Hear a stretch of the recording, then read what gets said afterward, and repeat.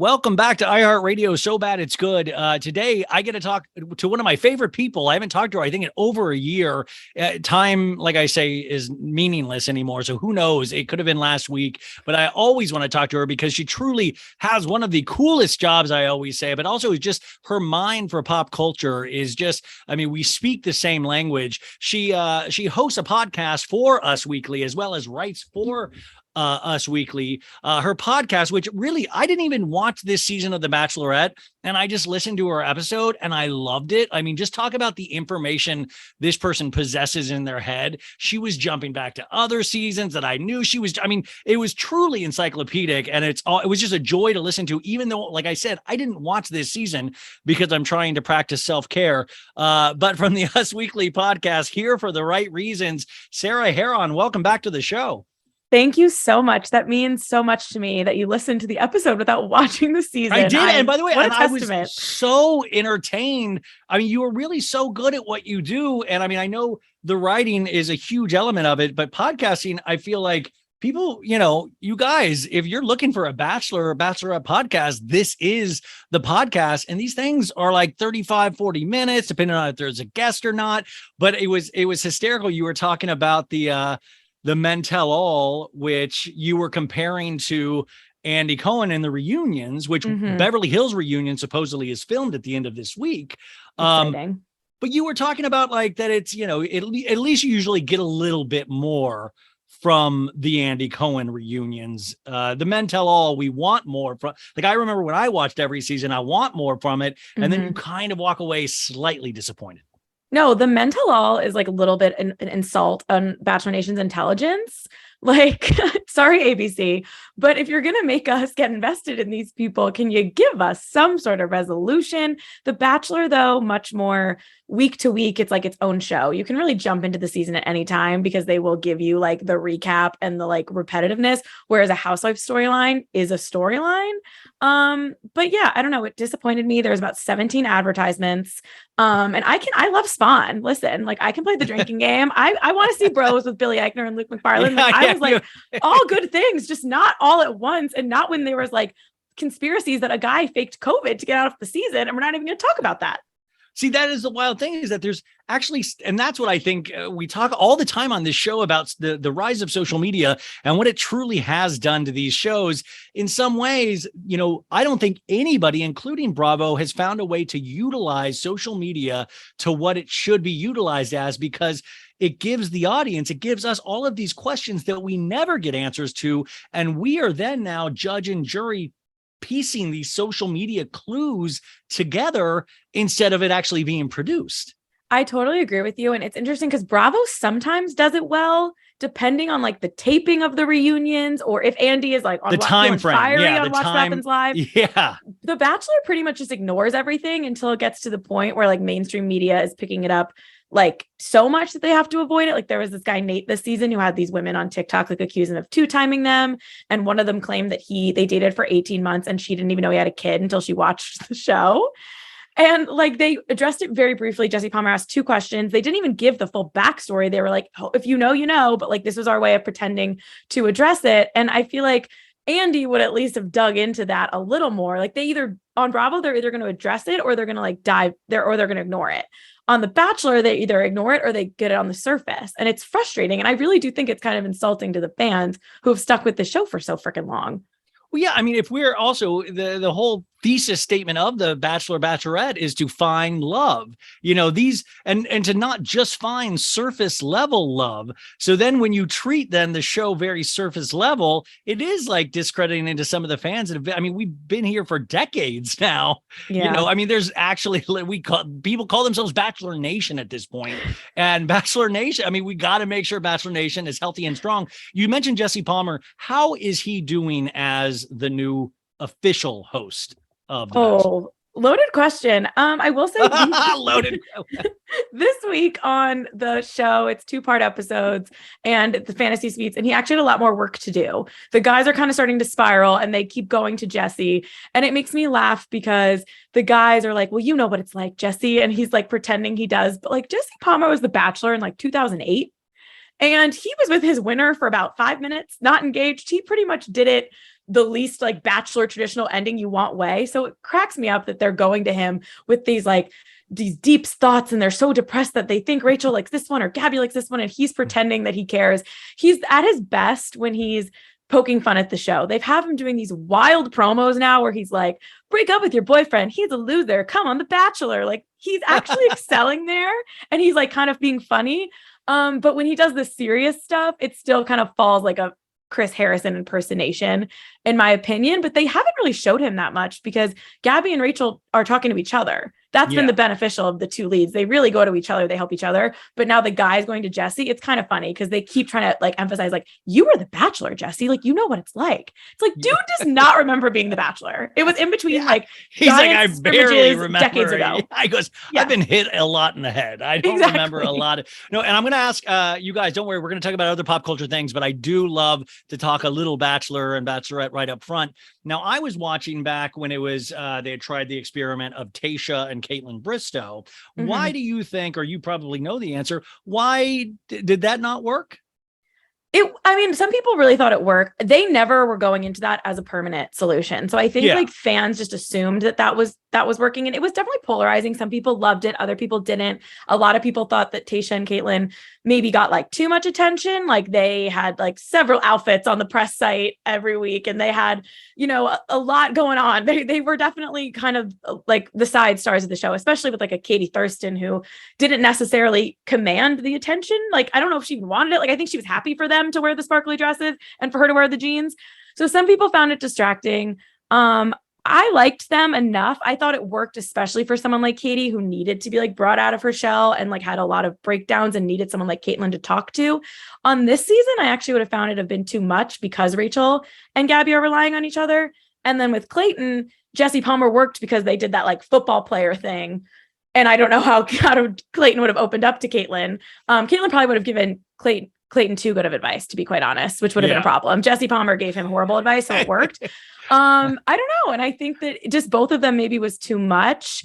But I think that going forward, if they go back to solo female leads, I'm going to have a hard time watching one of them like open up to Jesse Palmer if they don't have the other to open up to. But yeah.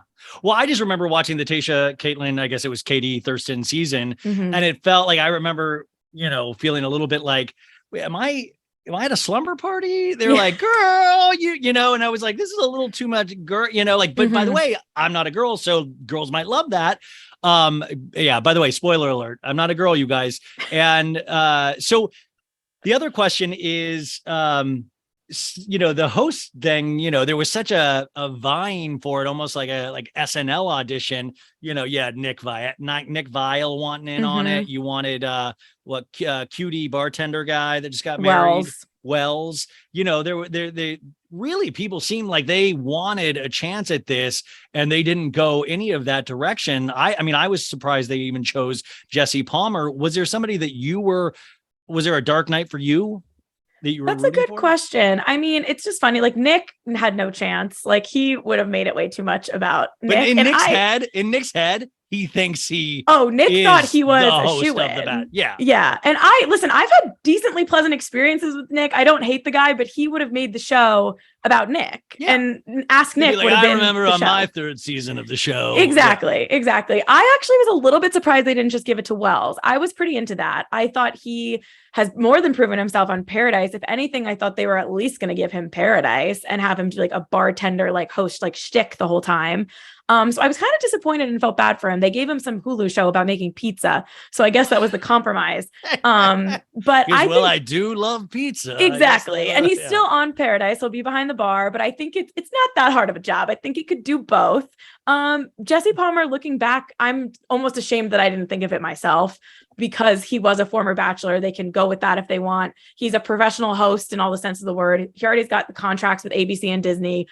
I mean, he's pretty clean. He doesn't have any scandal. He doesn't even have he had the season where his season where he said the wrong name. So he has an iconic moment. Like, he has just enough. So it works. There's a little milquetoastness to it, which is, by the way, a host should sometimes be like that. I will say, and I don't know if this is bad to say, I do miss the Chris Harrison of it all. I have to say, like, but not even because I was like, but there is something very, what I loved about Chris Harrison also, he made it like anybody else doing this would be completely creepy, but he would just, when, they were struggling, he would just kind of pop out of a bush. Hey there, buddy, here you're having a rough time, and it was like anybody else would be like, oh my God, but it was Chris Harrison. And so he had this kind of sincerity, and also he was good at his job until he wasn't.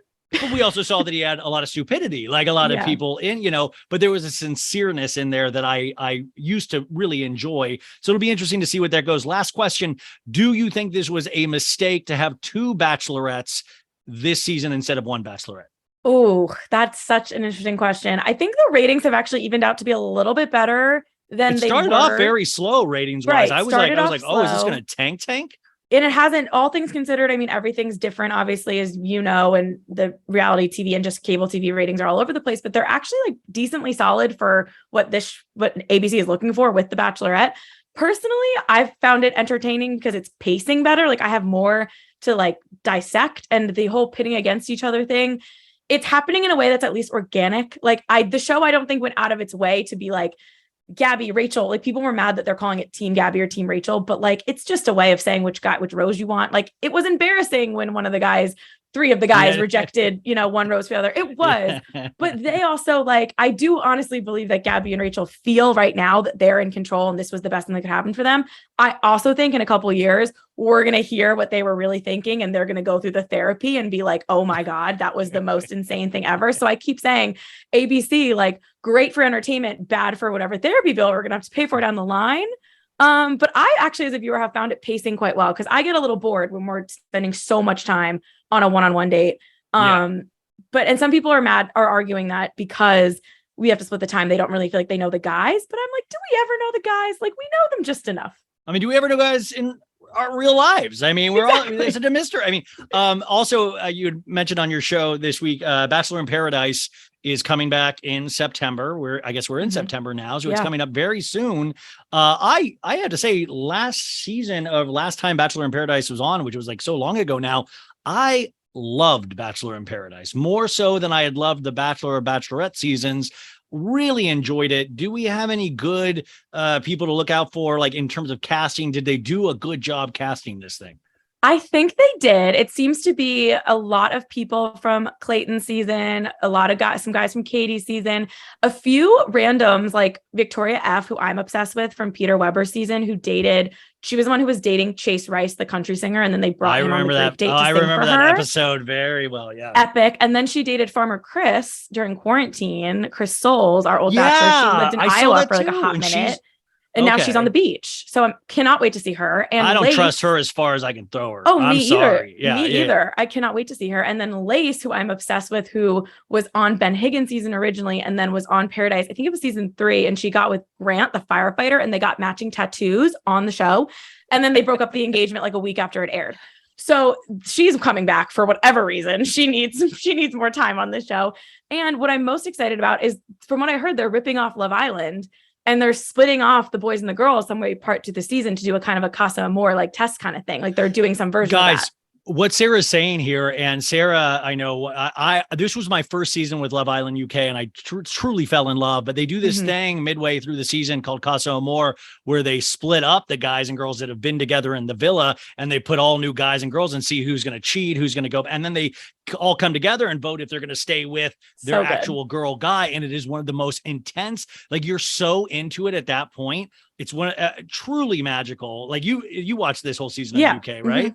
Yeah. But by the way, just listen to Dr. The Bachelor, Bachelorette, you guys. This is how much knowledge you have in your head. I mean, you've been with Us Weekly for how many years now? It'll be 5 years on October 30th. Now, I mean, constantly every day. This weekend must have been heck for you for so many reasons. Off the top of my head, I would go, you got Kanye back on Instagram. You got Britney and her sons. You have Spitgate. This Don't Worry, Darling hit a ton of bricks all of a sudden. We're still feeling the after effects of this. I know I'm probably forgetting 6 other pop culture things, but at some point we've now accepted that pop culture will never stop. It's not like it used to be. There's always something. You know what's so funny is the big concern used to be even 5 years ago, and I have obviously amazing coworkers who have, some of them have been at us for decades. And the big drama used to be before a holiday weekend was, okay, who's going to file for divorce the Friday of Labor Day? Because they know that it can't be in the weeklies next week because we did a double issue. Like people worried about what's going to be on the cover. And celebrities still love filing for divorce on, your Erica Jane on Election Day or on Memorial Day. They still do, but because of online publications, you can't get away with it. So it's not quite as pulled that much. But now it's going into a holiday weekend. It's like, how much coverage do we need? Because the poor weekend editor Kanye loves doing this on weekends. It's been a weekend this whole summer. And I'm like, keep doing it on weekends, Kanye. But unselfishly, I'm like, do I help? You know what I mean? So that's it's guys. It's like when there used to be a place called Blockbuster Video. There used to be this thing where you could rent movies, you guys. And I would work there on the weekends as a kid in high school. And it would be like, we would open, for some reason, we'd be open until midnight. I don't know why. And it'd be like 11:45 that the stoned teens would come in and be like, oh man, because it's going to take forever to find the movie. That's like Kanye starting to post on IG again, because then that poor weekend editor is just like, no. And it's right when you forget, like, obviously the Skeet is dead thing after that like we brought everything back. You're not thinking about Kanye for a second. It's been a minute. Yeah. He's a genius. I mean, the Gap like Yeezy trash bags was kind of the headlines, but not even that much. And now he's still posting. Now I don't even know who he's after. He keeps posting all these pictures of like corporate people. Well, he posted of all the board members of like Adidas and Gap. And so supposedly then last night, you guys on Instagram, he goes, my team is smiling. We have taken care of Adidas, but now it is time for Gap. And then the next one was like, my lawyers say I cannot speak about Gap for the next 10 days. And then he goes, like 10 days, it's on. But and he was literally making fun of every board member, what they wore, this guy was.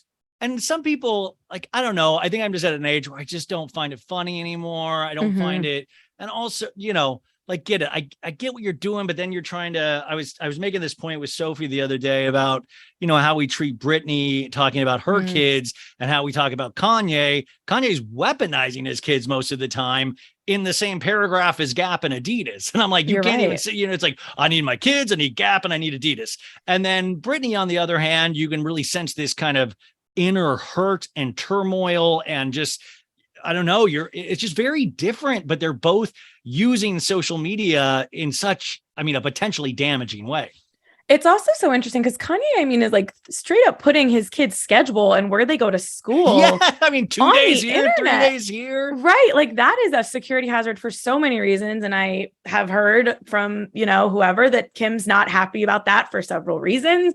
We saw the text that she said, like on behalf of Chris, and Chris is, I guess, having some sort of health issues, which we kind of see in the trailer for Chris Kardashian. Said, tell him I'm a 68-year-old woman and that I don't always feel that's great. Like, that, by the way, I literally have gotten Great that text line. from my mom. By the way, she's just older. She's like, I can only take so much. I'm a 73-year-old woman, but also at the same time, great line. But then, I will say that in part of my mind, I'm like, Chris, great line. Like, I bet Chris is like fired up. She's like, fine, we'll use that as a tactic, And that Kanye must have Chris blocked or something because she's not sending this text herself. Like Kim is the only one he probably communicates with. And he throws in that Pete dig about, the trauma therapy. And that one thing I've learned from all of this is like Kanye reads he reads Daily Mail. He reads Us Weekly. He reads Page Six. Like he's very aware of the narrative. He reads the Instagram comments. He reads he's got the contacts. Like if he didn't read that, he wouldn't be, trauma therapy was this very specific term used by Pete Davidson's team of what was going on. And he's quoting that. So it's like, this guy is reading everything. And I think that's fascinating to me for some reason, because you'd think someone on Kanye's level might not, be flipping through the post, but he certainly is.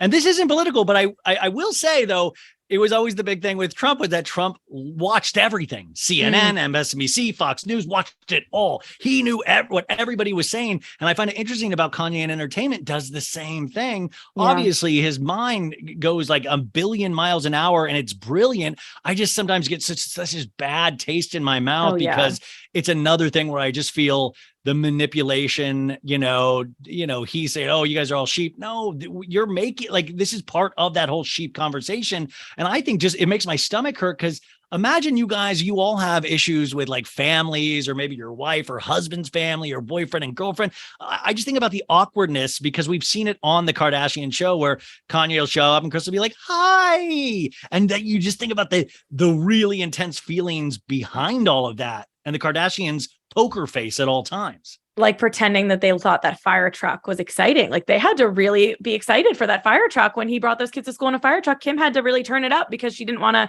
disappoint Kanye with her reaction is how I read that scene. Sarah, my house burned down because there wasn't a fire truck that day because Kanye had rented it for his kids. And I mean, I'm just thinking like, what is it going to be next? But so there's Kanye of it all. So that exploded. And also just speaking of Kardashians, while we're on here, Kim did Interview Magazine. And Sarah, you have 2 eyebrows, I notice. I do. And I love your eyebrows. I think they're great. Thank you. And I just really want to go on record to say I'm going to ask you nicely to keep them and to keep the color that they're at. I am not a fan of this bleaching your eyebrows. It started with the Julia Fox, then moved over to Amelia Bedelia Hamlin. And then we got, and now Kim, I feel like is like 10th in line here. So there's a sadness to this Interview Magazine cover for me because it's got her butt out and we're like, okay, she's still got a butt. Congratulations. But I'm like, really? Like you know what I'm saying? Like, when do we pivot back? It's actually such an interesting point because Kim is like, the shocking break the internet girl. And this kind of feels like a desperate attempt at trying to break the internet. It kind of cheapens like Kim's moment. Like we've already seen this. And she kind of almost looks like Lady Gaga. There's a Lady Gaga element too. And I just think, Kim, you don't want bleached eyebrow. That's not you. Like, it's listen, not, I know you're trying. Listen, Meghan Markle on the cover of The Cut. You had Jennifer Lawrence on Vogue today. Like, I feel like people are talking about a lot. Like this Kim cover is like ranking pretty low on like recent magazine covers getting buzz. I mean, we're talking about it because of course we are, but not in a way that it's like even respecting the like craziness. Like it's kind of looks sad. Yeah, I mean, there is that element of it. And guys, the only reason it's sad because there's so many more important things that she's doing that I'm like, you guys, they even talk about in this article, in this Interview Magazine article with Kim, is that she's trying to get into our game, Sarah. She got a podcast with Spotify. I saw. And get this, it's coming for Meghan's crown. True crime podcast. Meghan Markle's podcast. She's on her 2nd episode, Mariah Carey last week. But now Kim is doing true crime. And supposedly they're going to record all the episodes at once. And remember when Kim discovered the podcast Serial 3 years after the fact? She was like have you guys heard this? This is amazing. No, it's what do you think about I Kim love going Kim. into I love Kim. I'm team Kim. Like I'm not not anti Kim, but like sometimes I just get nervous of like, I get nervous with any celebrity nowadays of like, where do we stop? Like, okay, now you're going to do a podcast too. And now you're going to do, and some of these people, like we see feels like Meghan Markle, she's learning on the job. I thought her first episode was kind of shaky and that's fine when you're somebody like me. Like I had this kind of, I got to learn on the job, and they just give us mics. Yeah. But like, she's like the ears of the world are on her immediately. I mean, I'll listen to a Kim Kardashian podcast about true crime. Sure. But like, sometimes I'm going, does everything have to be a fit? Yeah, I think that's interesting that she hasn't tapped into podcast. It feels like something that Khloe would have tried to do. Remember when Khloe had the radio show? Yeah, like it's kind of shocking that Cocktails with Khloe After Dark. Like it's kind of surprising. And like her and Scott recorded like fake podcasts from the tub once on Take the Hamptons. This is what my brain is filled with, you guys. Like that's exactly what my job. I have no skills. But it's kind of surprising to me that like there hasn't been a Poosh podcast or like a failed Khloe interview podcast. Like I feel like this, I guess, makes sense to go with Kim's brand. But it also, I agree, feels unnecessary. Like focus on the show. The Kardashians are at their best, in my opinion, when we're getting, and the Hulu show, like the quality is better. Like I ate up every single one of those episodes. Sarah, I am so with you on that. Loved it. I mean, I thought, just from the production to the content, it was so much more enjoyable for me than the E version of that show. I just really thought it was well done. And I'm so curious because season 2 premieres in a couple of weeks. There's so many questions. Of course, we have the Pete Davidson, which, by the way, in this Interview Magazine, she says, this interviewer was doing too much. This interviewer was doing too much. I'm sorry. Like she was trying to make it about her and like be quotable and like memeable. Like it was not great. the quote she gets from this is Kim Kardashian calls her ex Pete Davidson a cutie and insists they don't make them like him anymore. And I'm like, what do you mean? Like a 28-year-old? Like, I'm like Kim, do you realize they don't make him like that anymore? Like, I like Pete, but come on. I know. And I wonder when this was recorded, because obviously it just came out, but they broke up in July. So I wonder if like she had done this already. And that's why Kim, it said like laughs at the first mention of Pete. And then the second one is like, yeah, he's great. Like, I don't know if they had broken up already.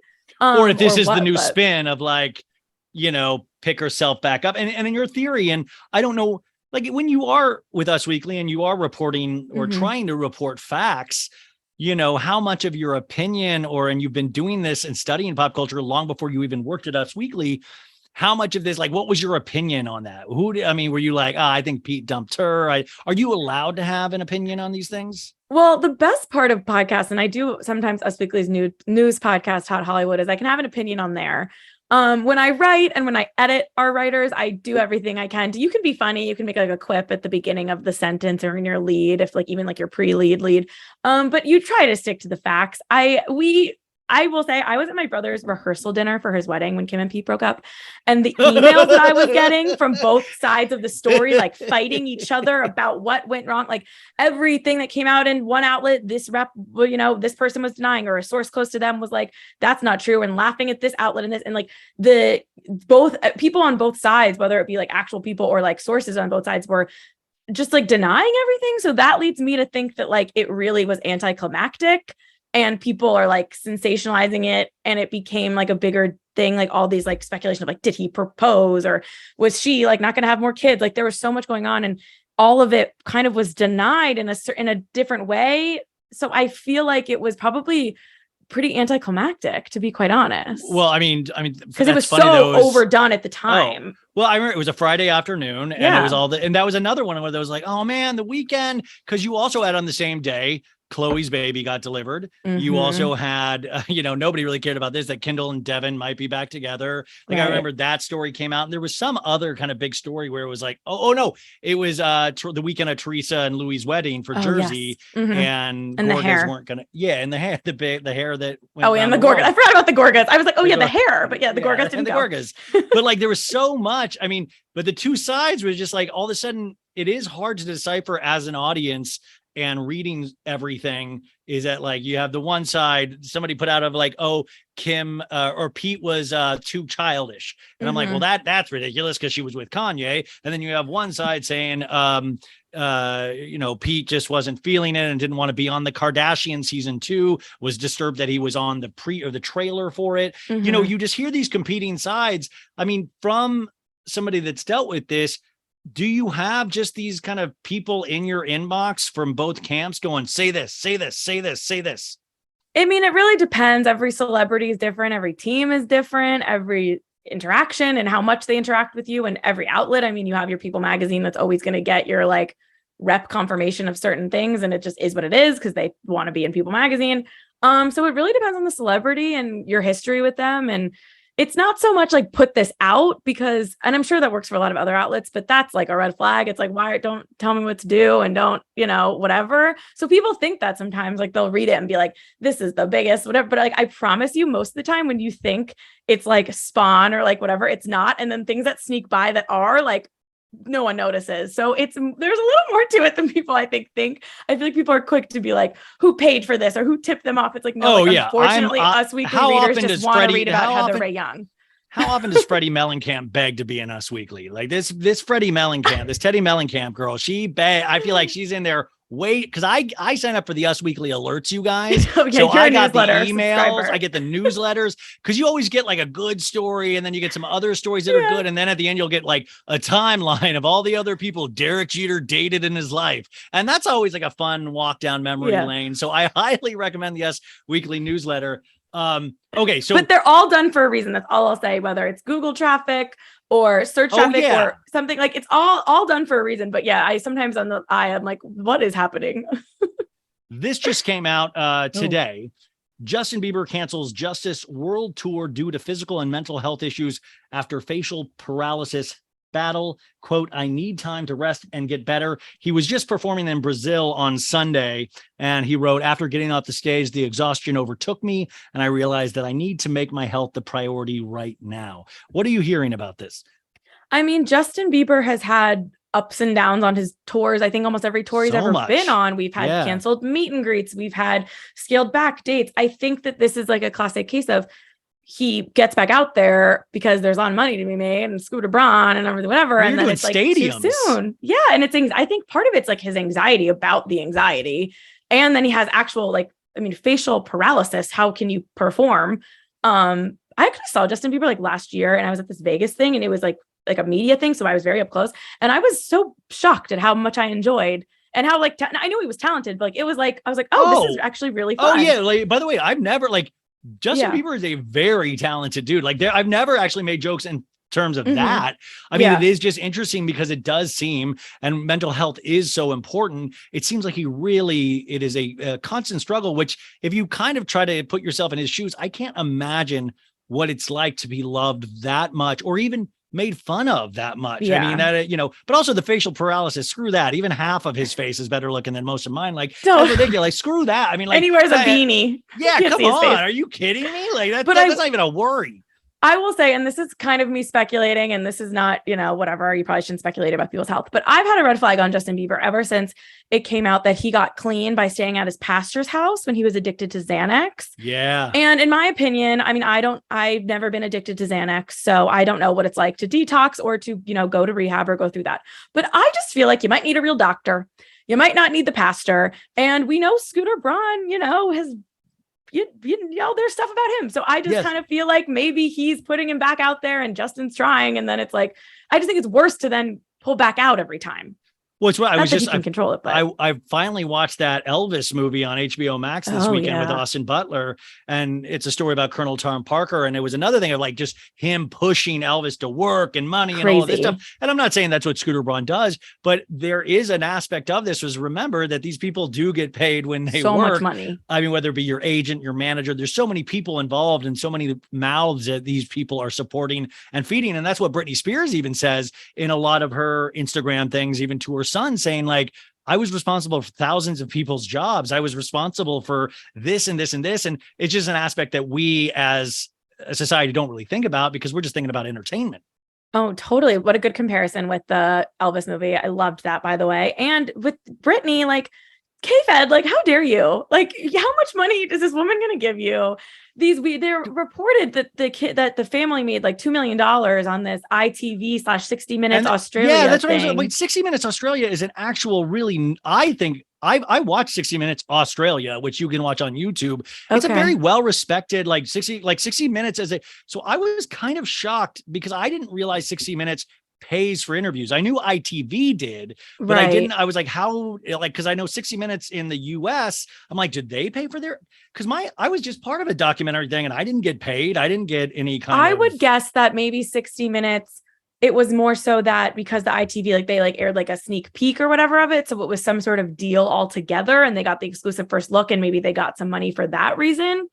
But you always can look, I mean, you look at someone like a John Gosselin, who gives these like bombshell exclusives to the Sun and Daily Mail, like accusing Kate Gosselin of things from years ago, not saying that he's not right, but you're making money. Like you can tell the outlets that pay and the things they get. So Kevin Federline's not going to go do an interview with Us Weekly because we're not going to pay Kevin Federline or anyone to do an interview with us. And, next thing you know, he'll be on the Daily Mail because they will. So it's really just, you have to like read between the lines there. Yeah, I mean, like it's just like sad that he brought the kids into it. It is sad because it's like that's like another special thing of like, hey, if we throw a kid in, you'll get a little bit more money. And the thing kind is of like, backfiring though. People are kind of being like, what the hell, dude? Like versus especially when those videos got released, he released of Britney yelling at the kids, and it was like, okay, yeah. I mean, all the moms were like, been there, dude. My mom's done worse to me about how I've dressed and how I've still to this day, I've gotten like chastised that I should record my mom yelling at me. So I wasn't that shocked, but it's so easy to target Britney just because, it's documented that she has mental health issues and it's documented this. So I was kind of, even though I was so not weirded out. I knew you're supposed to, this kid's 15 or 16 years old, right? Like when I was 15 or 16 years old, I was mad at my parents for stupid shit that I had no idea of because I wasn't an adult, and you don't realize the stressors that these adults have. So of course I was hurt about stupid things that I now understand in retrospect, but thankfully my parents were not famous at all and nobody else had to be involved in that. And I don't blame Brittany for like clapping back, firing back. I get it, but I don't think it's helping. I think it's definitely getting more press on it because her response is a bigger deal than what they're saying. And I know that she hasn't had a voice for I don't even believe in God now, she says. Right. Oh my God, they took God away from her. And she had no voice for so long. So I get it. I understand. But deleting it and re-uploading it and deleting it and the 40-minute audio on YouTube, like all that stuff. Adding "since deleted" to an Instagram caption on Us Weekly is going to get it 5 times more clicks than not. Like there's things like that. So you're like playing into the game that you probably don't even realize. Like it's just interesting to me that can Brittany then, is there, and I don't think she does this at all, but are there any stars out there that are manipulating a narrative because of we can get the click-through rate, we can get AdSense on this, because maybe. I do wonder sometimes about this, even like, this is how paranoid I'm getting. And I just hate this about myself is that like, why does Kanye always start flipping out on Instagram a couple weeks before the Kardashian show starts airing again? Like, it just, I know it's nothing probably, but it's like, why is this, there's like this, it's like a release cycle for an album, Yeah, it's true. I don't think he's doing anything not on purpose. I don't know what's going on. Trying to understand Kanye's brain is nothing I don't think either of us can do. But I think that, there are certain celebrities who play the game and there are other celebrities who pretend they're not playing the game and some play it better. But I just can only speak from like watching certain numbers on our site. And the interest is when they are given something and it's taken away or there's a question to be answered. That's when, as far as media goes, like we can answer those questions and give you that since deleted breakdown. Like you can't go find it yourself. If someone posts a divorce and they're getting divorced on Instagram and it's on their feed, that's going to be less page views for us because even on the story, people aren't clicking through. You know what I mean? Like they go to see it. So it's interesting in that sense too. So I don't know if they do it on purpose or, people don't want to ruin their aesthetic, but I can tell you, if you put it on your Instagram feed, you're going to get less traffic on the sites you're probably mad at. Like it's interesting the way it's changed it. I always talked to from the very first time you were on this about how Us Weekly really was such a, I hate to compare it to the Bible, but it was something that I looked forward to every week. And I got a subscription to it and I felt so cool every Friday. And it just really made, and it was before the internet was as big as it is now. So you got to see all these photos and it was just your peek into this other Hollywood world. I read this a month or so ago. I think I posted, you guys are not going to be doing print issues. Is this true? No, I don't think that's true. Somebody had wrote that there was like somebody that there was a print issue. They were going to stop doing print issues and like Entertainment Weekly. And I was like, please make that not be true. Well, there was something about People that Page Six reported about them stopping print issues, but then it was like there was just a shakeup in their management, and it was just like a temporary like not doing a certain number of issues. And I mean, as far as I know, and I don't really work on the magazine, every once in a while I get to, which is, I think it's fun to, get something in print every once in a while. It's obviously cool. But no, as far as I know, the magazine's not going anywhere. Because also I just want to say, maybe if there's like a suggestion box for you guys, maybe go to Us Monthly. Yeah. Like you don't even do Us Weekly, go Us Monthly. But also I don't even buy the magazine anymore because I get the email updates. I go to the Us Weekly 4 times a day, those emails come in. It's like you guys, Daily Mail, TMZ, and I look forward to each and every one of those emails. Let's get to what everybody is talking about in the last 2 days. I guess we've been talking about this movie now forever for many reasons, but it's gotten so intense. And it's another great example of pop culture and things eclipsing the actual art itself. And that, of course, is the movie Don't Worry, Darling, which just had its, like all this, there's so many things that fit perfectly into this horrible narrative where we have just completely shit on this. I mean, it is so weird. We've not seen this. I got to tell you though, I was excited to see it before. I'm still excited to see it. Same. Oh, I'm going. Listen, you can't stop me from seeing this movie. I feel like they're trying to stop me from seeing this movie. And can you explain to people what happened in this last couple of days with Don't Worry, Darling? Oh God, how far back do I go? Do I just talk about Venice? Okay, no. So basically, Don't Worry, Darling. We know it originally she cast Shia LaBeouf and Florence Pugh. Shia LaBeouf. There was a rumor that he got fired. Then just recently, Shia LaBeouf came out, did a video, or showed a video that Olivia Wilde says Miss Flo, and kind of like seemed like she might be a problem. We want you on this. Will you work on this with me? He released that video. This is all leading up to this thing where we also hear Florence Pugh will not do interviews. Press. She'll just be at the red carpet. So that, I think, is where we left off. Yes, that's where we left off. Florence Pugh, for all summer, it's been like these questions because she's promoting a different movie like pretty heavily. Whereas in her, I think it was Harper's Bazaar, she did a cover story and they asked her about this movie. And all she did was like shit on the fact that she felt like the trailer was too much of the sex scenes. And she was offended that like her role in this movie is being reduced to like getting serviced by Harry Styles because the Harry Styles fans are wild. Oh, because of the oral thing. Because yes, in the trailer. So the only thing she's really said about the movie is negative. And Olivia Wilde has insisted, she's denied rumors about a pay disparity. There's rumors that Harry Styles was paid more than Florence Pugh. Is that I don't know if that's true, but okay. It's one of those things like some of these things got to be true because where there's smoke, there's fire in some sense. And we know that, Olivia Wilde has had, whatever with Jason Sudeikis, there's a lot going on there. And with her dating Harry Styles, got to make things a little uncomfortable maybe on the set of this movie. But also the Shia LaBeouf thing is really damaging because no one wants to stick up for Shia LaBeouf. He does not seem to be a good person. I'm not saying that. Yeah. However, to kind of present yourself as this like feminist director hero who made your set safe and protected your leads, as she said, protected Florence Pugh from Shia LaBeouf and fired him, to then have it come out where he has endless amounts of emails, text messages, and that video of her being like begging him back. It's a horrible look. And Florence Pugh is probably just annoyed that Olivia Wilde is like using her name and the movie and the work she did to like present herself as like a hero. And now gave her a nickname of Miss Flo. Now Miss we're going to be calling which the Florence stylists Miss Flo. Yeah. Are getting involved in. So but anyway, fast forward to the Venice Film Festival. No one knew if Florence Pugh was even going to show up. Then it kind of became an confirmed thing that she's going to be there, but she's not doing this press conference.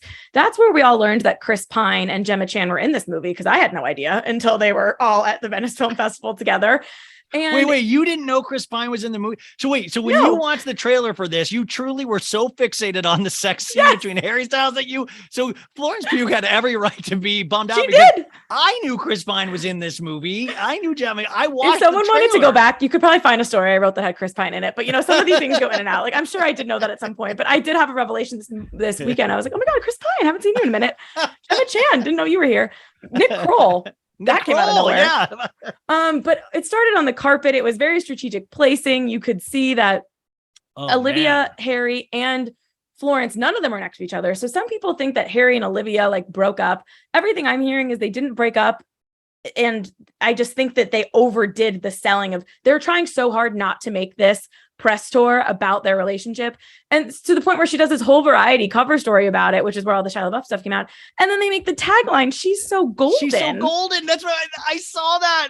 By the way, that you guys know, that's a Harry Styles song. Right. But it's like, why do, she didn't sign off on that. I'll tell you that much. There's no way. And the thing that pisses me off too, is that I don't know Olivia Wilde at all. But you have to like also understand in Hollywood, there's only so many female directors and we want more female directors. We want more female storytellers. And especially this is what you call a, I don't know, not necessarily a tentpole film in the terms of like Marvel or DC, but they put a lot of money into the filming of this movie and the P&A, the print and advertising of this movie. There's only 2 films that Warner Brothers is releasing. It's like this and like Black Adam with The Rock. So this was a big deal to give this to a female director.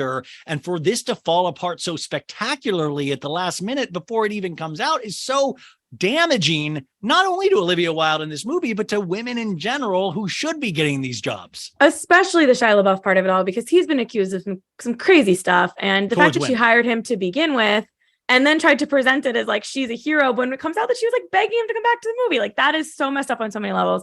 But at the Venice Film Festival, a Hollywood reporter tried to ask her about Shia LaBeouf. Apparently it was shut down by the festival. They asked her about Florence Pugh and she's given the same quote calling Florence a force and how happy she is. We're so lucky she's even gracing us with her presence on the carpet because she's filming Dune 2. And thank you to the director Timothy Chalamet. Yes, she's literally Timothy Chalamet came from Dune 2 and he did the press conference. You're right. He was also at the Venice Film Festival in a great outfit. But yeah, so they're on the carpet together.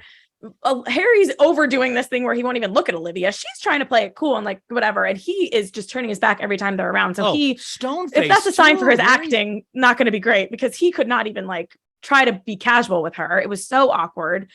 And then Florence Pugh, it seemingly doesn't really, she's on the other side. And then when they go to sit in the theater, again, strategically, you have Chris Pine and Gemma Chan and Nick Kroll, like in between all of them. It's ridiculous. Well, no, so I mean, it was Olivia Wilde, Chris Pine, then Harry the Styles. empty seat of Harry, which this is like the video that's seen around the world now of the sit down, and did Harry Styles spit on Chris Pine, which we had, fortunately or unfortunately, depending on what you like in your news, his reps responded Chris Pine's about rep denial. Chris Pine's it says reps respond spit complete fabrication is the quote from Chris Pine's reps. You've seen this video. You've seen the sit down. What do you think? Oh my God. I've watched this video so many times, Ryan. Like I need like a drink. Like I've literally have watched this video so many times. I don't know. I was all on board last night when I went to bed. I was all on board with the spit. I thought he spit. I like think I saw it so many times. Like I saw like saliva. Like I made up saliva because there is no saliva if you really zoom in and like stare at it. Like there is no, but we saliva. want to believe. Like this is what I'm saying. We want to believe these things so bad. Right. But now it's like everyone's saying that Chris Pine did great work throughout this whole festival, by the way. He was snapping pictures of Florence Pugh on the carpet being funny. Seems fun. Seems miserable like during the Harry Styles when Harry Styles looking. No sense talking about why you go to the movies because you like movies. Like ridiculous quote. His face was amazing. And then he put, if you watch the whole like clip or the second half, he put sunglasses on when they're lowering the lights when the movie's about to start. Chris Pine puts on sunglasses to sit in a dark movie theater, which is wild. I don't know what that's about, but some people are saying maybe he was looking for his sunglasses and that's why he looked down. When I first saw the clip before everyone was saying about the spit, I kind of thought he was like laughing to himself, like the disbelief of I'm sitting in between these two dating and we're trying to sell this ridiculous narrative that we're not going to talk about what's so obvious. And he was kind of laughing to himself, like now they're going to sit at the theater and I'm in the middle and they're not going to talk to each other after they didn't talk to each other on the carpet. That's how I read it. Then I saw the spit and now I think I'm back to that's what happened. So that was my initial thought. And I even said that on the show today. I said, this is what, I mean, because this is that Harry sits down, Chris looks at Harry and notices that Harry is not even looking at Olivia. Not even looking. And then he laughs and he looks down and kind of laughs like, how insane is this? And then looks back up. But no, it's even more insane. And I don't think this was Us Weekly. I think this was Daily Mail, maybe. Then they were like, Harry has been involved in spit things before. This is not Us Weekly. I'm jealous. It was like something like he used to drink water at concerts and spit. It would be called the whale. It would be called the whale, and he was chastised for it because you do not want to get people sick. But he would have this move during like One Direction concerts. It was called the whale, and I was like, we're actually showing that he's done this in the past, but it was I was cracking up. I was like reading this at 1 a.m. in bed because that's like my nighttime stories. Yeah. And I was like, this is so funny to me. But yeah, I just thought it was the pure ridiculousness because no matter what, the spit is even more ridiculous, but even without the spit, it is still so ridiculous, so Hollywood. Florence Pugh also, you guys, as soon as the lights went up, left. Like she was out in a boat, at Venice. She was out of there and they all stayed and hobnobbed and partied and all that. Like she immediately left her stylist made her Instagram caption Miss Flo, which is a direct reference to what Olivia called Florence in the video where she was kind of like in a, just like condemning her kind of way, like Miss Flo can get it together for you, Shia. So that was a statement. They were laughing about it. That's what I love, like thinking about Florence Pugh and her stylist, like cracking up at this caption being like, F you, Olivia Wilde. But there is a video when they're doing the clap in the allegedly 5-minute standing ovation, because all these movies, you just keep hearing these ridiculous standing ovations when they do whatever. 11 minutes for Elvis, 12 minutes for Top Gun, like whatever. But anyway, I saw those movies. They were good, but like no one needs 10 minutes. Oh no, I wasn't. Yeah, I'm not looking to stand. Yeah. No. I don't clap when the plane lands. That's not. I'm Paige DeSorbo at a movie. I'm a horizontal man. I am not looking to stand up. Me too. But there is a clip of, you can see for like maybe 0.5 seconds, Florence Pugh and Olivia seemingly, which is one of my favorite Us Weekly words, seemingly clap towards each other's direction. It's the closest you see to eye contact. Could there have been someone behind Olivia that she was clapping at? Honestly, probably. Olivia looked like she was looking for it, and maybe Florence gave her like a point whatever second and then quick turnaround again out. But there is that clip that's going around that's not getting quite as much attention because it's not as fun. The other rumor too is that I heard that not only like, so Florence was supposedly upset that Harry was hooking up with Olivia during the film, but then I also saw, I don't know if it was Dumas or something, that also Florence was hooking up with Harry during this as well. And that's where the bad blood came from. But once again, like I said, this is like, you know, I don't like Austin Kroll from Southern Charm. Why are we blaming the women? Then let's blame Harry. If Harry, like Harry, you're on a movie, man. Maybe we shouldn't be hooking up with anybody until after the job is done. I know you're irresistible and all of that stuff. And this is the first time, what do you like? I feel like this is the first time I've heard a negative word about Harry in the longest time. It's also coming though after he did that cover story where that movie's coming out, My Policeman or something about policemen. The love story between right, and he plays a gay man, right, or something like. And there was people who were upset about that and some of the comments he made, and he's kind of accused of like queer baiting and stuff. And Billy Eichner kind of shadily fired back at him. So that was like a couple weeks ago, and now this with like, is the tide turning? But if you look at the Harry Styles fans aren't going anywhere, so it's an interesting thing because every celebrity. It's kind of like when you're Jennifer Lawrence, like your overexposure, your pedestal, and then people are like, I don't like you anymore, or I'm choosing to pick this. Whereas if you said it a year ago, I was cool with it, but now I'm not. Like, it's kind of like cherry picking, like when you're mad. Well, I'm supposed to see Harry Styles on Saturday, so I hope he spits on me. Oh, at the Madison Square Garden? Yeah, at Madison Square Garden. See, and by the way, that's the thing. No matter what, Harry Styles has great music. He probably should have just stuck to music. But you know what I'm saying? Like, it's like no matter what, he's okay. Like with the Jennifer Lawrence thing, and I even kind of threw Amy Schumer into this category for a second too, where I was like, the shtick is getting a little like, and Jennifer, you're such a good actor. You don't need to be Joan Rivers on top of it. Like, you know, there is a shelf life sometimes that we, the public, get used to. It's like also with this movie, you know, we know so much about the goings on behind the set that when you go sit down in the theater, will you ever be able to get swept up in this story at all? Not. Because you're just going to be thinking about what moment, what day was it when him and Olivia hooked up? What day, like that's what instead of the story. I'm going to be reading. It's kind of like when you're at an award show and you're trying to like look for any look or any whatever. And you're reading, like, I'm going to be reading into every acting choice that these people made on this movie. And they're probably could have nothing. Like, I'm not even going to know the characters' names. Like, they're going to be Florence and Olivia and Chris Pine and Harry to me. Like, there's no way I'm getting it. I'm going to see it, like I said. But also, we don't know if it's true if Florence and Harry hooked up. I kind of think it more stems, which I know that is a rumor. I think it stems from Zach Braff, who was Florence Pugh's boyfriend at the time, is friends with Jason Sudeikis. And Jason Sudeikis was left by Olivia Wilde for Harry Styles. From what I heard. Because by the way, Zach Braff actually, a lot of people don't directed, I think, a couple episodes of Ted Lasso. Yeah. And so, that was all. But by the way, you say that's crazy and all that, but think about your actual friends. Think about like when you hear about your girlfriend getting cheated on by your guy, you are not happy with that guy. Like, think about your own lives. These things aren't that outlandish to think about. It's just on such a grand scale. And we give these things such weight because they supposedly have meaning because it's pop culture and it's entertainment and it's what we love. So we give it the most meaning. And I love that. I don't want to ever stop doing that, but it isn't. I'm obviously never going to stop doing that. I just feel like, like crazy things happen, like weird things happen. I mean, imagine being Florence Pugh in this movie, like from everything I know about it, which again, I guess wasn't much since I didn't know who was in it until like 2 days ago.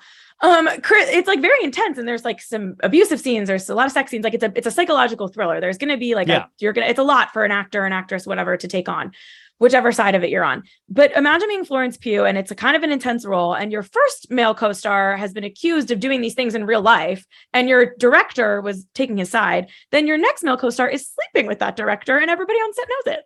Like, and you're having to go to work every day. And like, I mean, like that just seems to be a brutal situation. I love Florence Pugh. And I mean, does this movie better come out this Friday? Cause I feel like September 23rd. No, I know. Like, what a mistake. It's going to be too much discourse in the next couple of weeks where it is going to completely ruin the experience. It's the same thing I thought with like you guys, when I've talked to you guys about Flash and Ezra Miller, like they should have released that months ago because we're going to keep potentially getting horrible stories about them out there. And that's going to be wild. So, they should have dropped Don't Worry, Darling today. A Tuesday, an unprecedented Tuesday release. Oh my God. I mean, we would all go see it. I need to check that out immediately to make the first meme, Yeah. Okay. As we start winding down here, have you kept up with any Bravo this season? Where are you on Beverly Hills? Like I said, the reunion films this week. Are you over it? What are you watching? I'm behind on Atlanta. I'm literally binging it right now to catch up for their reunion because I find Atlanta, in my opinion, is actually the best like binge watch Housewife because they're so funny and like it's like kind of like there's obviously big dramatic beats, but like a lot of it just makes me laugh and I love Atlanta. I love the finale of Atlanta this past week, you guys. I can't wait to watch it. You know what I love is that it's not involving like high crimes and misdemeanors. It's just women that are very funny. She by Sheree has her fashion show. $200 sweatshirts. You get to see Apollo Nida come back. And it's like, it was just it was weird. I mean, I feel weird saying this, but it was almost feel good. I was like, I like this. And it's nice sometimes because it's so intense on Bravo and any of these reality shows to have a moment where you're like, oh, I just enjoy that. And I don't feel bad after watching it. Yeah, I totally agree. And so I'm enjoying catching up on Atlanta. I love those ladies, always will. The Potomac trailer gave me everything I needed today. I'm so excited. Yeah, that came out today. The big storylines there. Chris, maybe potentially, which is Candace Diller Bassett's husband, was trying to hook up with Giselle. Invited Ashley to a bar that he was at. Ashley. Yeah. But then Giselle made it her business. So then and Candace versus Giselle is an interesting narrative because I feel like, which they've all kind of crossed, but like Giselle and what's her name? Who's her best friend? Why is it Robin? Robin. Giselle and Robin have kind of like made Candace a little more human. There are people who love Candace. I get it. I haven't always loved Candace, but they kind of like humanized her a little bit, like made her like, you kind of wanted to like Candace a little bit when she was feuding because they took her side. So now to have Giselle and Candace turning against each other, I think is going to be fascinating. And Karen is accused of potentially stepping out on Ray.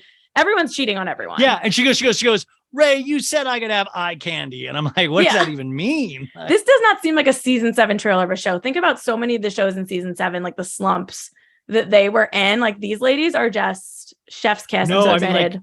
Mean, like, each one of those ladies, like I like each. I mean, I dislike some of them, but in that I like them all. I like watching them even if I don't like them. Exactly. Yeah. I like watching. But Beverly all of Hills them. is different for me now. Mm-hmm. Like I don't like all of them. And now I'm passionately disliking some of them where it's even making it hard for me to continue to watch. Are you caught up on Beverly Hills? I'm caught up on Beverly Hills. Beverly Hills right now does the best like for the Us Weekly audience. So I kind of basically based on what I'm watching on Bravo, based on like what I need to be caught up on, like because if there's a big scandal coming, I have to be able to write about it. So Beverly Hills has been this whole tease. When I watch it, I don't like hate it as much as I feel like the world does, but then every time I'm on Twitter, I agree with everyone. So like if I just sit back and like let it roll, I'm like, oh, like whatever. Like I think Sutton has, poor girl carrying the show on her back. They come for her for a reason. I don't like Diana Jenkins. Like I get all that, but I don't get as worked up. And then I go on Twitter and like I agree with everyone. But sometimes if you just watch it, like it's not as bad as people are making it seem. But we obviously I think we watch it so intense. Like I'm watching it like 3 or 4 times just to do a recap. I mean, like no, they're painful, but it's like court TV at a certain point. I don't know if you would. I wanted to read this to you. This is a complete rumor. It was from Bravo Obsessed. Says, I've got some tea. Word on the curb is that Rinna was supposed to get a Christmas special on Peacock like Kyle did last year with the Housewives of the North Pole movie. The special movie was in the development stages. However, it was completely scrapped a couple of weeks ago, most likely due to Rinna's social media antics and the fact that it would be difficult to get family-friendly advertisers after Rinna's recent behavior. This is part of the reason Rinna spiraled and removed Beverly Hills from her social media pages. And it gets even better. Peacock is still planning on making a family movie. And guess who the new star of the movie will be? That's right, Garcelle. Oh, talk about karma. Have you heard anything about this? I haven't heard anything about that as actual fact. I read that too. I hope it's true just because it's juicy. But think about it. Rinna was on the Days of Our Lives spinoff, Beyond Salem, which is on Peacock. So she has a relationship with Peacock. So you could look that as 2 ways. One, that means there could be truth to it because she has a connection with Peacock already and because they did it with Kyle. But my gut kind of tells me that Sherry has a relationship with Peacock. They know what they're getting with Lisa Rinna. These antics aren't new. Like not at all. They're not new. It's just heightened because people love Garcelle. And I feel like it's coming to a whole nother level. I think she scrubbed all the Beverly Hills stuff on there because she's worried that she's not going to get the contract pickup and she doesn't want people to read into it then so they can read into it now when there's nothing to read into quite yet. And I think that's that's what I'm saying. Nobody gets fired before the reunion, you guys. Nobody doesn't, and it's not even called firing. It's just not getting your contract renewed Also, lastly, too, is that, this might be a great article if you haven't done it already, is Rinna's unfollowing everybody and blocking every Bravo account. I've already pre-blocked her a long time ago, so I don't have to worry. But even this How Meme You account, she was like, what? And Rinna's like, I'm so sorry. I have to block you now. I can't see any more housewife stuff. I think you're the greatest. I just have to get it out of my life. She wrote that in a DM to How Meme You, and she's unfollowed all of the Bravo accounts, or most of them. I don't know. Does she follow you? I'm sure she follows us weekly. Does she follow you personally? She does not follow me personally. She probably does follow us weekly. I wonder if she still follows like comments by celebs, because I feel like they were one of the ones who were like in with Rinna. That's like 1.7 mil. I mean, she's not, but. And I mean, to circle back to Bachelor Nation, you had Michelle reaching out to the Bachelor accounts to say, I unfollowed just because like Nate, her guy, was being linked to other people and she couldn't look at it. So it signals of a split. It signals of whatever. What's not upsetting. And like Rinna, I mean, I've never like died for her. She did her entertainment, like whatever. I definitely think it's her time to go. But she was just on Watch What Happens Live not long ago. And Andy was straight up saying like, you make your life so much harder. Why do you do this? And she like, instead of taking that as like you're right, like this is insane, the behavior I'm doing, she kind of took it as like but they're talking about me. Like it's sad. This is like the 6-year-old woman who gets all her validation from the internet and now is like trying to pretend she doesn't. She does the same thing with the delete, repost. Like, it's kind of sick if you think about it. Well, it shows like addiction on a scale that even we deal with in social media. But there's an old movie called Sunset Boulevard, you guys, about like about an old famous movie star that it's like the pictures she can't work anymore, and she's like holding on to this stuff with your life because this means so much to Rinna. So there's like this panic, or at least how the optics of it is like panic inducing. Whereas Erica, I mean, I couldn't, Erica and Diana, I don't even know what they think they're doing at any point. But Rinna just, because Rinna engages and Diana will just send her lawyers. So very interesting. What else is coming up for you this week? What else, any stories that you have your eyes on or anything that you're fascinated with right now? Good question. I mean, we're winding down with The Bachelorette, which is exciting just because the live reunions are always unhinged and you never know like whose parent is going to be in the crowd. Like, does your podcast go immediately to Bachelor in Paradise? Yes, but there's no breaks because The Bachelor doesn't respect our time. So there will be 2 live finale episodes. The next 2 Tuesdays are moving to Tuesdays, and then it will start the 27th Bachelor in Paradise. So I'm excited for Paradise, hoping to get some of those people on. You never know with who I'm allowed to interview, and their contracts are absolutely insane. But I'm looking forward to that. And I don't know. I feel like I know Winter House is coming in October. Are you excited? Are you doing Southern Charm?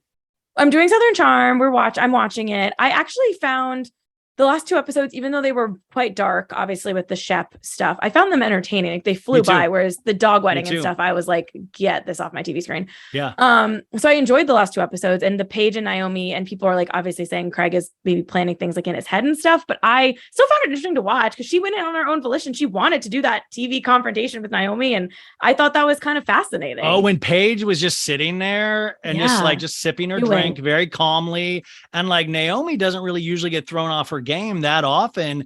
And I mean, I have to say, I mean, just as Sophie was, we were disagreeing with me, but I was like, Paige ruled that scene. Like, I'm not even but Paige was just like, listen, like, I feel like even sometimes when the audience doesn't like Paige, all of those people on Southern Charm are complete, like, she rules all those people in Southern Charm. Like, I agree. And I think it's interesting that people don't like, the Paige and Craig thing, it's a little bit like shoved down our throats, which maybe I get, that's why people are kind of over it.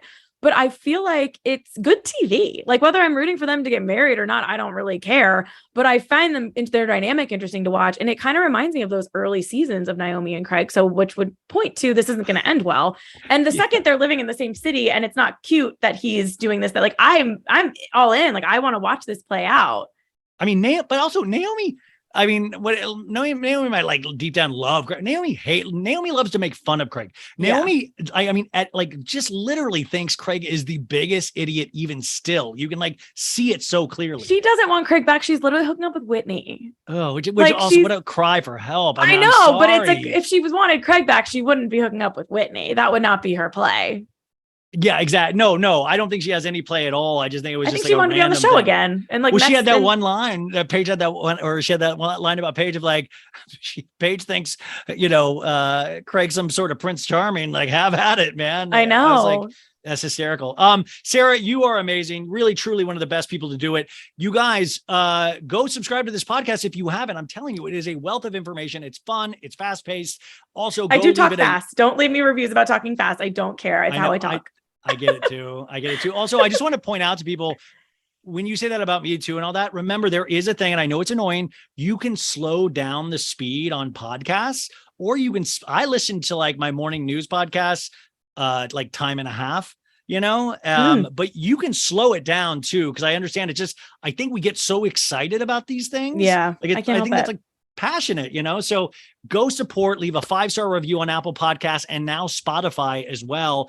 And Sarah, anytime you want to complain about pop, I'm truly just, so you're one of the people I love talking to. So thank you so much for doing this. Thank you. And I need you to watch Bachelor in Paradise. You can come back. Dude, I actually am watching Bachelor in Paradise. I'm not, because that show I loved. Okay, good. So you can start watching that and you can come back and recap with me. Yes. Okay. Bye. Bye.